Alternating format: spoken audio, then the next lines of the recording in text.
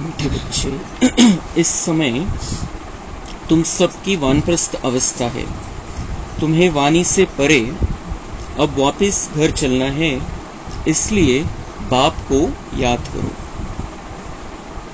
प्रश्न 21 जन्म सुख मिलने का आधार क्या है? उत्तर 63 जन्मों की भक्ति। जिन्होंने पहले सतोप्रधान भक्ति की है, अर्थात जो पुराने अनेक जन्म के भक्त हैं, वही अब ज्ञान लेते हैं। उन्हें ही 21 जन्मों का सुख प्राप्त होता है। अभी तुम्हारा भक्ति का पार्ट पूरा हुआ। भगवान तुम्हें भक्ति का फल देने आए हैं। भक्त भगवान नहीं हो सकते। ओम शांति। आत्मा कहती है, इस समय मैं भक्ति कल्ट में हूँ। फिर आत्मा कहेगी, अब मुझे बाप मिला है तो मैं ज्ञान में हूँ। जब बाबा नहीं है तब हम भक्ति मार्ग में हैं। बाबा मिला तो हम अभी ज्ञान में हैं। भक्ति हमारी पूरी हो गई। तो क्लियर हमें होना चाहिए कि अभी हमारी भक्ति पूरी हो गई। बाप नहीं था तब तक भक्ति थी। बाप मिल गया है तो अब मैं ज्ञान में हूँ। मैं ज्ञान में हूँ। आत्मा ही ज्ञान सुनती है। भक्त तो पुनर्जन्म लेते हैं। भगवान तो पुनर्जन्म ले नहीं सकते। यह इनका शरीर नहीं है। यह तो सभी जानते हैं। 5 तत्वों का शरीर लेकर भगवान को जन्म नहीं लेना है। वह तो पर काया प्रवेश करते हैं। यह ब्रह्मा विष्णु शंकर भी सूक्ष्म वतनवासी है। तो हर एक बात अच्छी रीति बुद्धि में बिठानी है। आत्मा कहती है, मैं एक पुराना शरीर छोड़ दूसरे में प्रवेश करती हूँ। पुराना शरीर छोटा है या बड़ा है, एक छोड़ दूसरा लेती हूँ। यहाँ तो अचानक भी छोटे या बड़े का शरीर छूट जाता है, परंतु वहां तो पूरी आयु होने पर समझते हैं अब पुराना शरीर छोड़ नया लेना है। तो यह ज्ञान आत्मा में है ना। आत्मा पुनर्जन्म लेती है। आत्मा पुनर्जन्म लेती है। शरीर पुनर्जन्म नहीं लेता है। एक शरीर छोड़कर आत्मा दूसरे शरीर में प्रवेश करती है। वो आत्मा का नया जन्म होता है। तो आत्मा पुनर्जन्म लेती है, दूसरे शरीर में आती है। एक शरीर से दूसरे, दूसरे से तीसरे में जाती है। तो हम ओरिजिनल आत्मा है और हम शरीर में प्रवेश करके अनुभव करते हैं, कार्य करते हैं, कर्म में आते हैं। और भगवान को इस तरीके से प्रवेश नहीं करना है, जन्म नहीं होना है उसका। 5 तत्वों का उसका कोई शरीर नहीं है। तो हमारे में और बाबा में ये बहुत बड़ा अंतर है। हमारे सहित लक्ष्मी नारायण भी जो 5 तत्वों का शरीर है, जिनका हर एक जन्म में बदलता रहता है, लेकिन बाबा को एक भी बार 5 तत्वों से बना हुआ शरीर नहीं लेना है। वो परकाया प्रवेश करता है।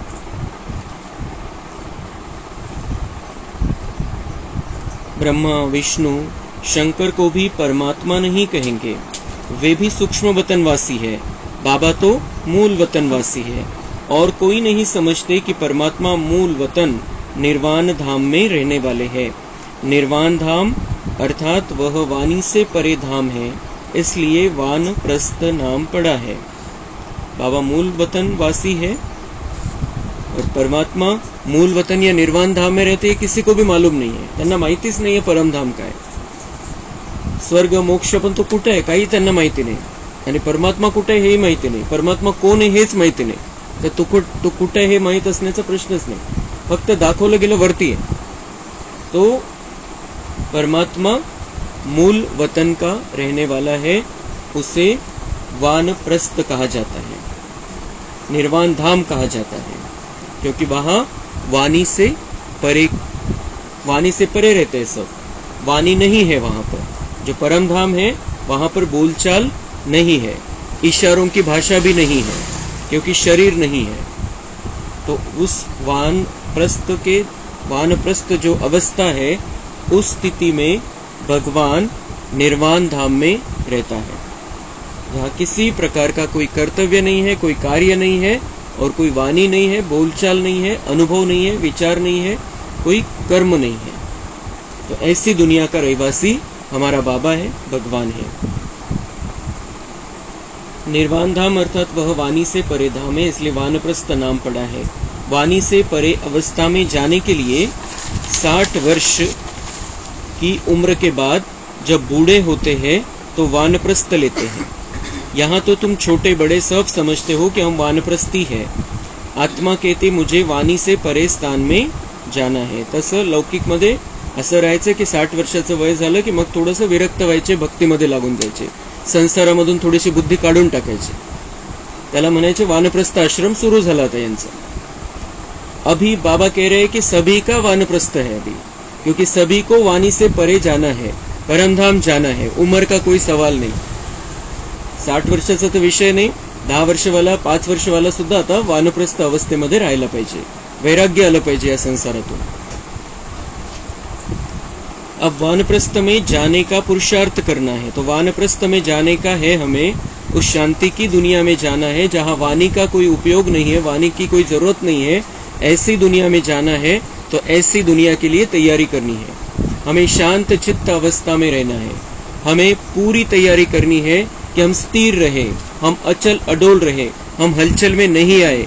ऐसी तैयारी हमें करनी है. बाबा कह रहे हैं कि वाणी से परे जाना है, वानप्रस्थ में जाना है तो उसका पुरुषार्थ करना पड़ेगा, तो फिर आराम से जाएंगे, नहीं तो बहुत तकलीफ होगी. तुम सभी आत्माओं की वानप्रस्थ अवस्था है. अब सबको वापिस जाना है. मैं तुम सबको वापिस ले जाने के लिए आया हूं, इसलिए अब मुझे याद करो तो मेरे धाम में आ जाएंगे. यह कोई मनुष्य कह न सके. सुप्रीम रूह बाप ही कहते हैं. सन्यासी ऐसे बच्चे बच्चे कहे बात कर नहीं सकेंगे. बाप का ज्ञान किसमें है नहीं. पूछो भगवान कहाँ है तो कहेंगे सर्वव्यापी है. हे त्यांचं ज्ञान. म्हणते किसी को पूछो भगवान कहाँ है तो सत्य पता नहीं तो कह देते हैं सर्वव्यापी. कुठं नाहीये भगवान, परमेश्वर कुठं नाहीये, तो सगळीकडेच आहे. कारण त्यांना खरं काय ते माहितीच नाही, म्हणून असं सांगून देतो. गोया भगवान का ज्ञान कोई में है नहीं, इसलिए भक्ति करते हैं भगवान से मिलने के लिए. भगवान का ज्ञान नहीं है इसलिए भक्ति करते हैं भगवान से मिलने के लिए. मतलब भक्ति की जरूरत कब तक है, जब तक ज्ञान नहीं मिला है बाबा को. बाबा का ज्ञान मिलने के बाद भक्ति करने की जरूरत नहीं है, फिर जिसकी उसकी मर्जी. लेकिन बाबा कहता है कि भक्ति का फल ज्ञान मिल रहा है, अभी भक्ति में रिवर्स जाने की जरूरत नहीं है. तो भक्ति करते हैं भगवान से मिलने के लिए. ज्ञान नहीं तो भक्ति करते भगवान से मिलने के लिए, परंतु कैसे और कब मिलेंगे यह किसको पता नहीं. तो कसा भेटेल, कुठे भेटेल, केव्हा भेटेल काही माहिती नाही. आणि एका सेकंदाचं दर्शन पाहिजे, त्याच्यासाठी एवढी सगळी भक्ती चाललेली आहे. और अभी तो भगवान तो पूरा का पूरा हमारा हो गया है और हर पल के लिए हमारे साथ में. हम उसको साथ में रख सकते हैं, वो हमारे साथ में रह सकता है. और उनको चाहिए था 1 सेकंड का दर्शन, इसलिए उन्होंने जो हमने स्टार्ट की थी, अभी तक भी भक्त अभी भी उसकी आराधना कर रहे कि वो आ जाए, वो मिल जाए, उसके दर्शन हो जाए.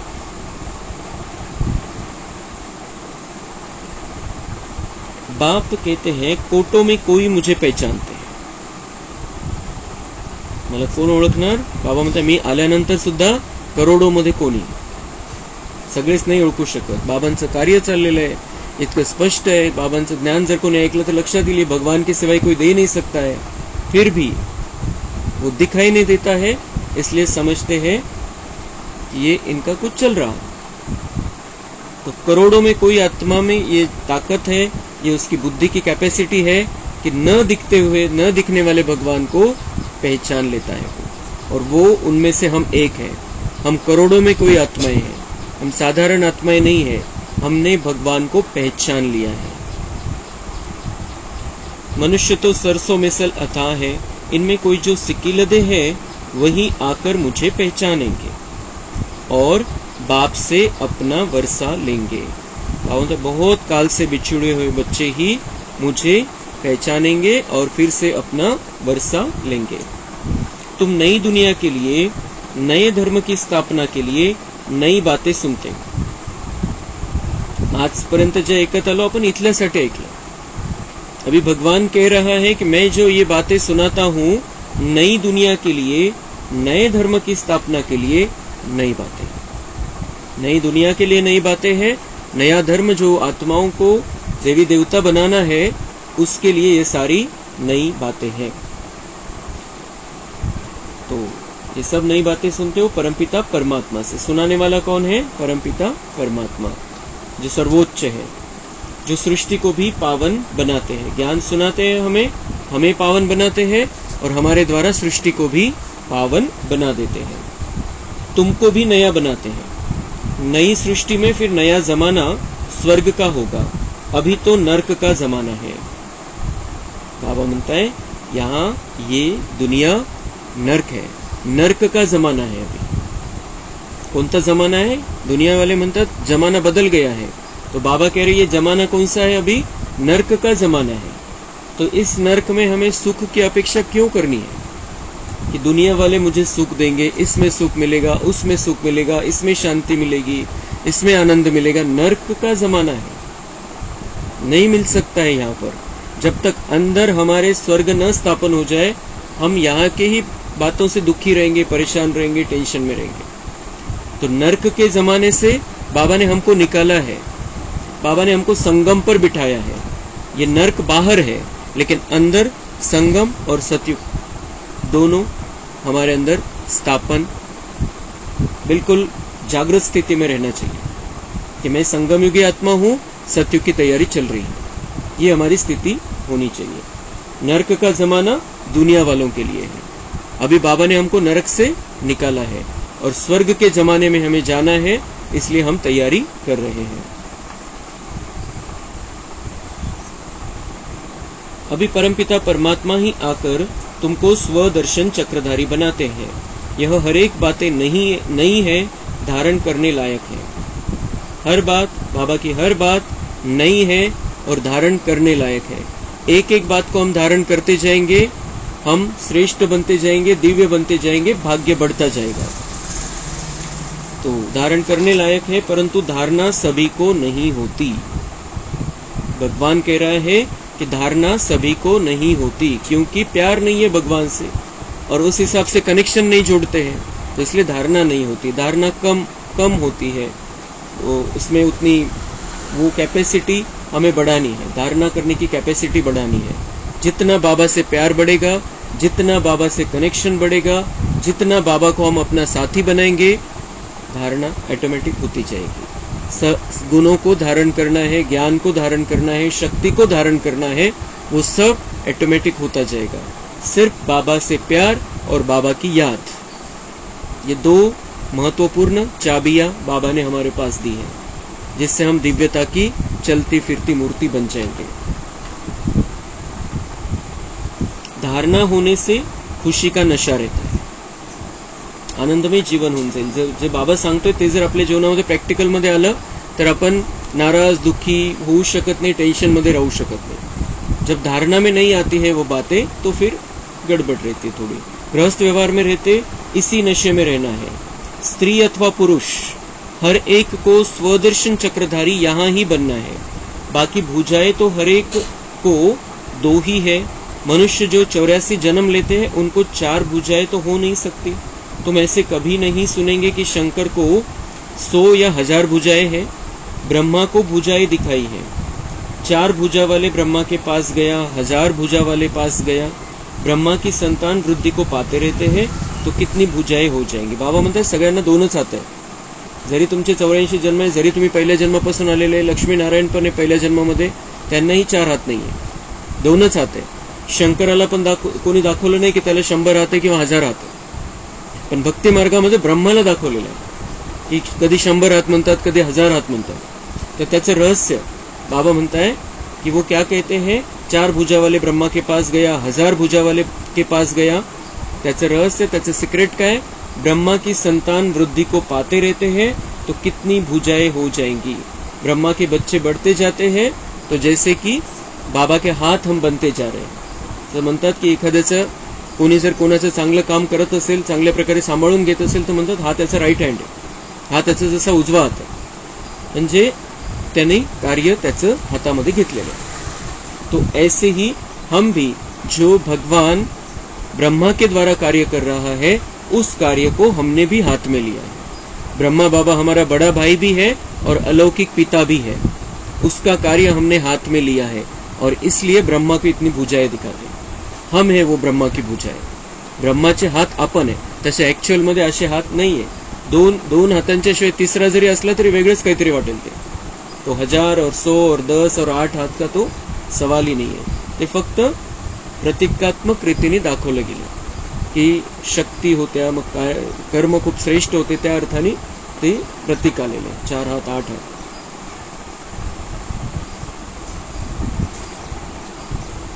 तो कितनी भुजाएं हो जाएंगी. प्रजापिता है ना, सृष्टि रची है तो बरोबर बाह्य है. बाकी मनुष्य कोई 4-6 भुजा वाले होते नहीं है. सूक्ष्म वतन में तो कुछ है नहीं. ये सब बाप बैठ समझाते हैं. कहते इसने दादा ने भी बहुत शास्त्र पढ़े, गुरु किए हैं. वह है भक्ति मार्ग. तुम्हारा भक्ति का पार्ट पूरा हुआ. तुम्हारा स्पष्ट बाबांचं महावाक्य आहे. तुम्हारा भक्ति का पार्ट पूरा हुआ. जो ज्ञान सुनने वाली आत्माएं है, भगवान कह रहा है कि तुम्हारा भक्ति का पार्ट पूरा हो गया. जो भक्ति करनी थी, जितनी भक्ति करनी थी, उतनी कर ली. अभी तुम ज्ञान में हो. भक्ति का पार्ट पूरा हुआ है. तुम ऑलराउंडर हो. ऑलराउंडर हो म्हणजे सुरुवातीपासून आपण या सृष्टी नाटकामध्ये आहोत. ऑलराउंडर, सगळा पूर्ण राउंड लावलेला आहे आपण सृष्टीचा. शुरू से लेकर तुमने सबसे जास्ती भक्ति की है. सर्टिफिकेट बाबांकडून. शुरू से लेकर तुमने सबसे जास्ती भक्ति की है. भगवान सर्टिफिकेट दे रहा है की तुमने सबसे जास्ती भक्ती की है. दुनिया वाले काय म्हणतात की हे ब्रह्मकुमारीज मध्ये गेले, ओम शांतीमध्ये गेले की पूजा करत नाही, उपवास करत नाही, कुठे तीर्थयात्रेला जात नाही, वेगवेगळे त्यांचं आपल्याला उद्देशून वेगवेगळ्या गोष्टी असतात. लेकिन हमने वो सब कर लिया है. वो हमारा पूरा, हमारे जितना तो कोई कर भी नहीं सकता है, इतना हमने किया है. लेकिन वो पूरा हो गया, करके पूरा हो गया. त्याचंच तर फळ आपल्याला भेटतंय. स्टार्ट भी हमने ही की है भक्ति. जो शिव बाबा का मंदिर बना सबसे पहला, सोमनाथ का मंदिर, वो हमारे ब्रह्मा बाबा ने ही विक्रमादित्य राजा के रूप में थे जब वो, उन्होंने तब बनाया. फिर हमने बाकी जो उनके साथ में आत्माएं थी, उन्होंने सबने भक्ति स्टार्ट की. फिर हमने भी शिव के मंदिर बनाए. हम शिव के भक्त थे पहले. सभी जो भी बाबा के बच्चे हैं, जो भी बाबा के बच्चे हैं, जिनको ज्ञान अच्छा लगता है, जिन्होंने बाबा को अपना बनाया है, हे नक्की आहे, फिक्स आहे की आपण भक्ती स्टार्ट करणार आहे आणि आपण शिवाचे भक्त आहे ओरिजिनल. आणि आपण नंतर मग वेगवेगळ्या प्रकारची भक्ती केली. तिथून पुढे मग द्वापरमध्ये आपण भक्ती स्टार्ट केली 200-400 वर्षानंतर. आणि त्यानंतर मग आपण शिवबाबाची भक्ती करत करत लक्ष्मीनारायण, आणि मग त्या दुसऱ्या धर्मामध्ये आपण गेलो आणि मग तिथली भक्ती सुरू केली. तर सगळ्या प्रकारची भक्ती आपण केलेली. शिवाच्या भक्तीपासून ते दुनियेमध्ये जेवढे भक्तीचे प्रकार आहे, जे आपण आणले होते, ते सगळे आपण केलेले. स्वतः त्या भक्ती मार्गामध्ये आपण राहिलेलो आहे. म्हणून ते जे म्हणतात की ये कुछ नहीं करते हैं, हमारा करके पूरा हो गया है, उनका बाकी है अभी. और अभी भी ज्ञान में आने के बाद अगर कोई भक्ति करता है तो उसका मतलब ये रहता है कि वो थोड़ा ढीला भक्त है. बाबा का ढीला भक्त था, वो पक्का भक्त नहीं था.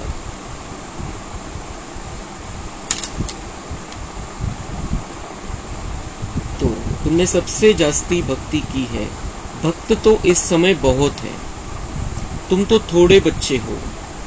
बाबा कहते मैं तुमको साक्षात्कार कराता हूँ. कई भक्त याद करते हैं, उनको भी साक्षात्कार कराता हूँ. तुमने ही सतोप्रधान भक्ति की है तो जरूर तुमने ही जास्ती जन्म लिए हैं.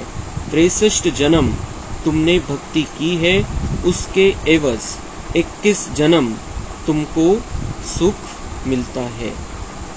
63 जन्म तुमने भक्ती की है. 63 जन्म म्हणजे आपले 21 जन्म द्वापरचे आणि 42 जन्म कलियुगातले. संगम मध्ये आपला हा 21वा जन्म आहे. जे जिथं आपण भक्ती नाही करत. 8 जन्म सतयुगाचे, 12 जन्म त्रेतायुगाचे, तिथं तर भक्तीचा विषयच नाहीये.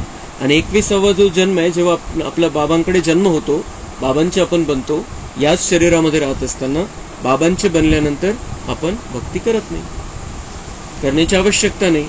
तो 21 जन्म हम भक्ति नहीं करते, लेकिन 63 जन्म हमने भक्ति की है.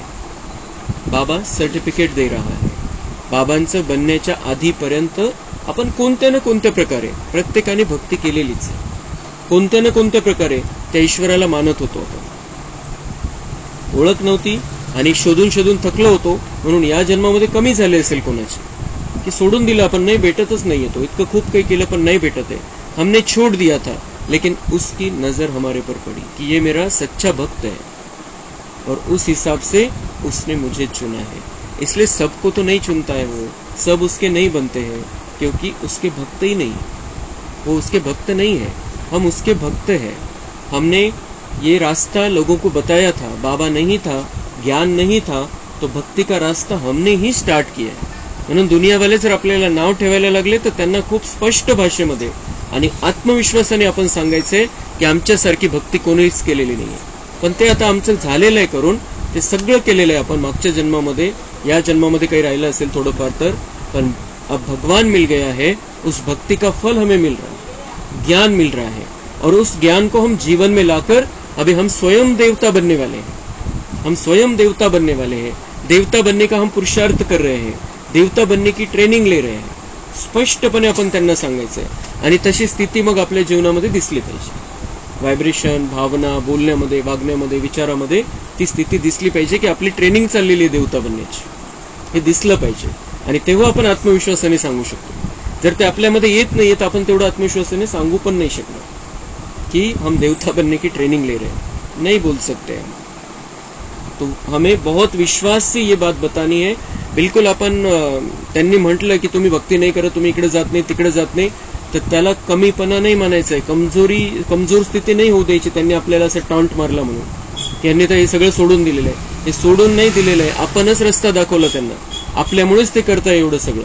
पण आपलं ते करून झालेलं आहे, कम्प्लीट झाले. एखादी गोष्ट कम्प्लीट झाल्यावरती पुन्हा थोडी करायची असते, कम्प्लीट झालेली है. और उसका फल हमें, भक्ति का फल हमें मिल गया है, भगवान मिला, उसका ज्ञान मिल रहा है, और हम अब ज्ञान को जीवन में ला रहे हैं और हमारा भाग्य बन रहा है. हे त्यांना आपण स्पष्टपणे सांगायचं आणि तशी स्थिती आपल्या जीवनामध्ये दिसू द्यायची.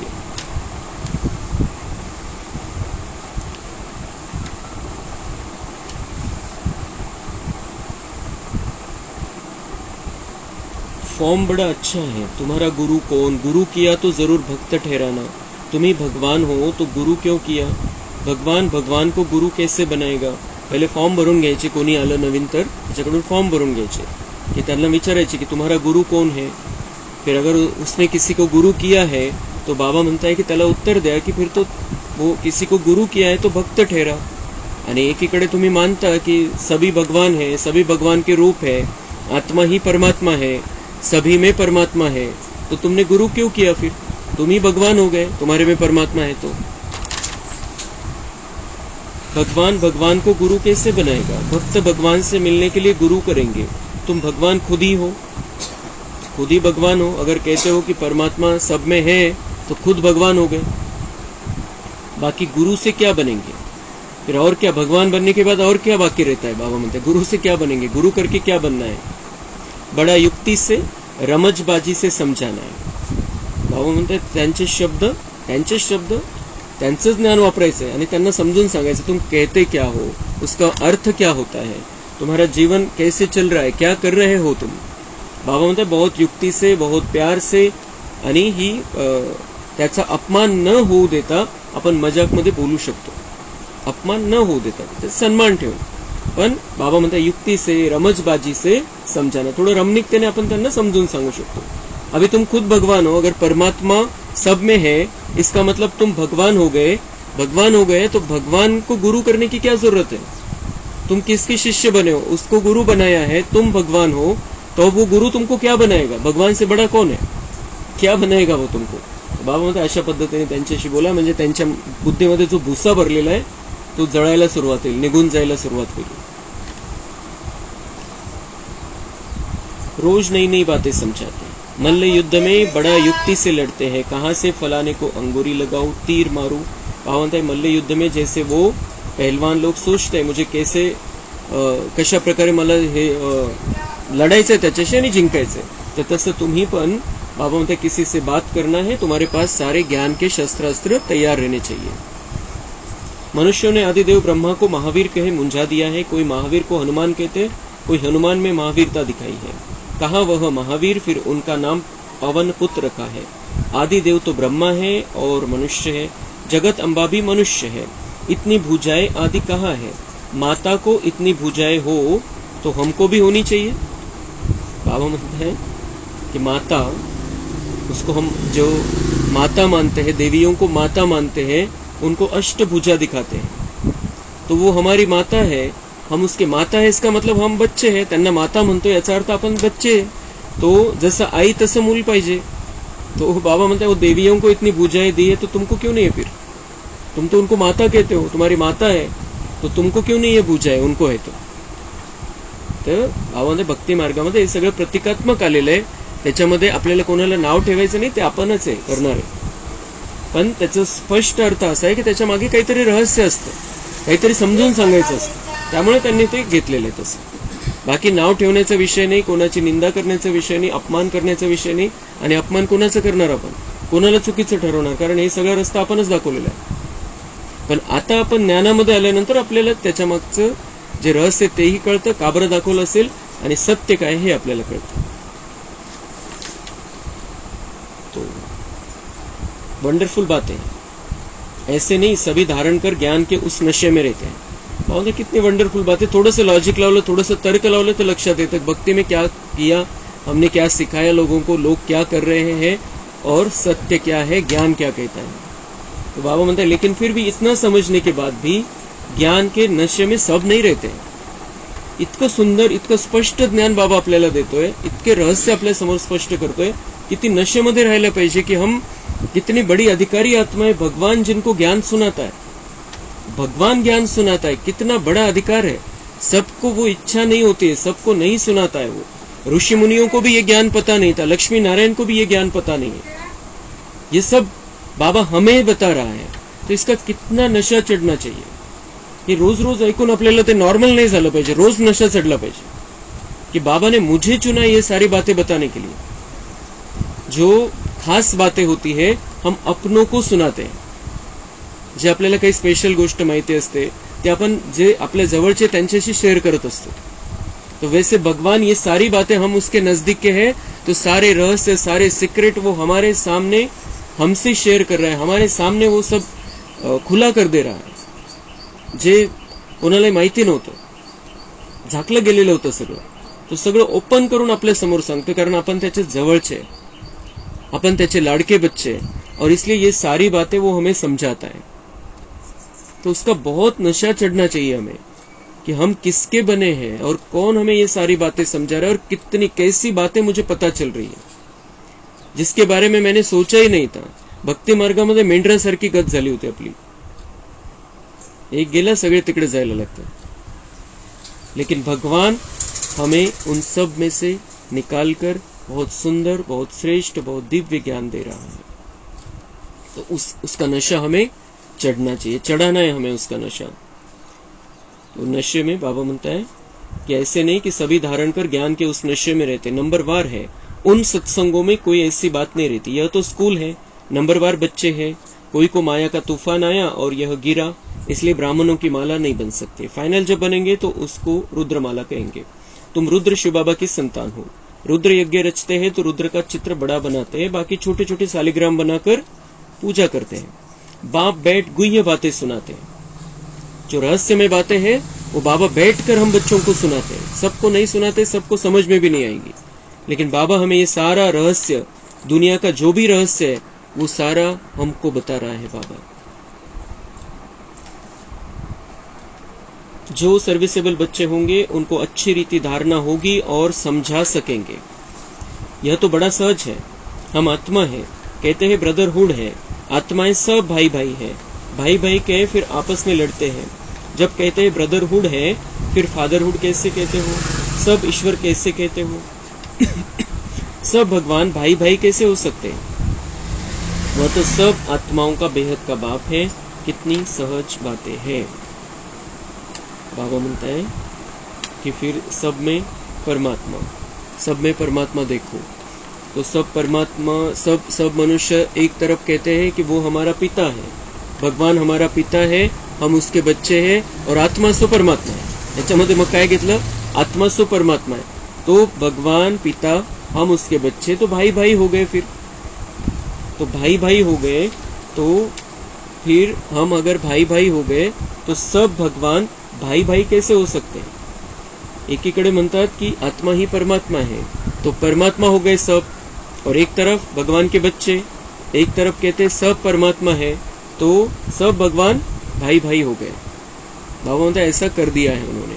सब, त्याचा अर्थ काय निघतो कि सब भगवान है और सब भगवान आपस में भाई भाई है।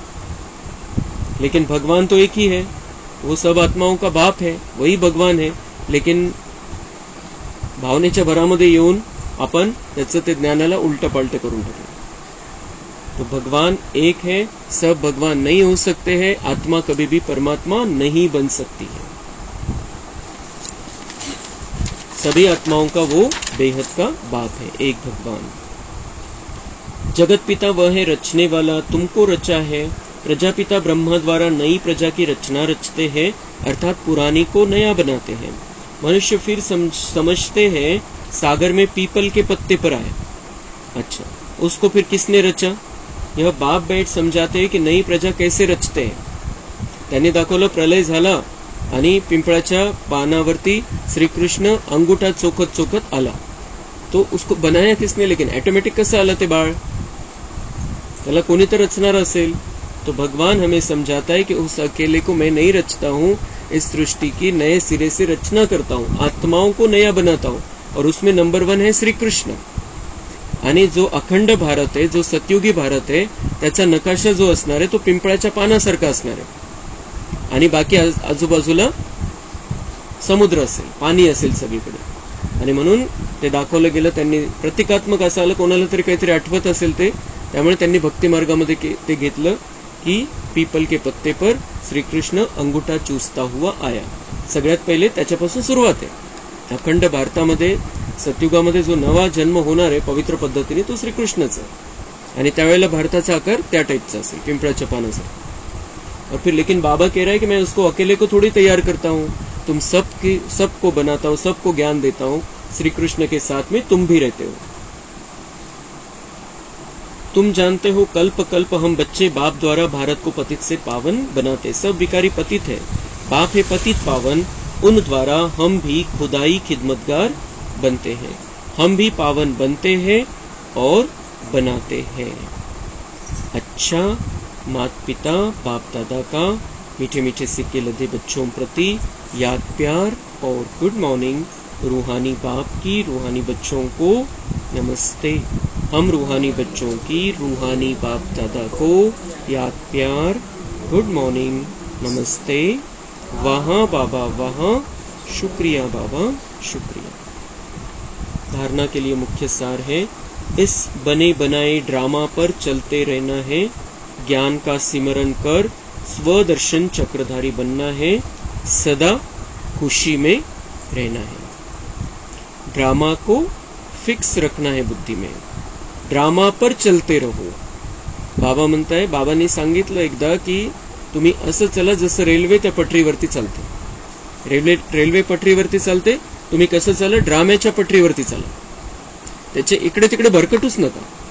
फिक्स ड्रामा आहे, त्याच्यावरती तुम्ही चालत राहा बस। आणि त्यामुळे काहीही झालं आपल्या जीवनामध्ये, काहीही झालं, कोणाकडून कोणत्याही प्रकारचं दुःख आलं, कोणत्याही प्रकारचं टेन्शन आलं आपल्या जीवनामध्ये, काहीही तणावाचा प्रसंग आला, काहीही झालं तरी बाबा म्हणताय स्वदर्शन ज्ञान का सिमरन करके स्वदर्शन चक्रधारी बनो और सदा खुशी में रहना है।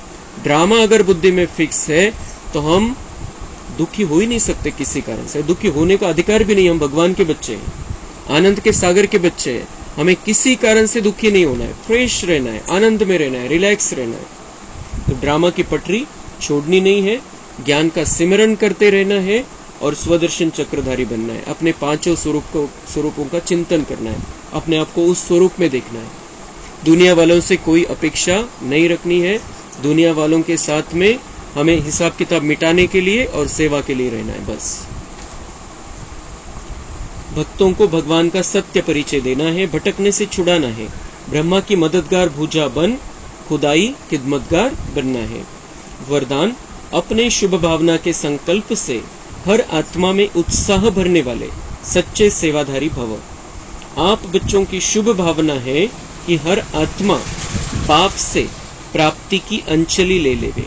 इसी शुभ भावना का फल उन आत्माओं को अनुभव करने का बल मिलता है। शुभ भावना के संकल्प में बहुत बड़ी शक्ति है जो चारों ओर के वातावरण को बदल देती है। तो सच्चे सेवाधारी वह है जो स्वयं भी उत्साह में रहते हैं और सेवा भी उत्साह से करते हैं और अन्य आत्माओं में भी बाप के परिचय द्वारा उत्साह भरते हैं। उत्साह ऐसी चीज है जो उसके आगे परिस्थिति कुछ भी नहीं है। वह वार करने के बजाय बलिहार हो जाती है। तर सदा उमंग उत्साहामध्ये राहायचे, सदा फ्रेश स्थितीमध्ये राहायचे, तर परिस्थिती सुद्धा परास्त होऊन जाईल, हरून जाईल आपल्याशी। स्लोगन है, बाप दादा से अटूट प्यार हो तो ईश्वरीय मर्यादाओं पर चलना सहज अनुभव करेंगे। भगवान से प्यार है और भगवान की याद है तो भगवान ने जो मर्यादाएं डाली है, जो नियम बताए हैं, उस पर चलना सहज अनुभव होगा, कठिन नहीं लगेगा, धारणा सहज हो जाएगी। प्यार और याद। अच्छा, ओम शांति। कम बोलो, धीरे बोलो, मीठा बोलो, सत्य बोलो, सोच समझ कर बोलो।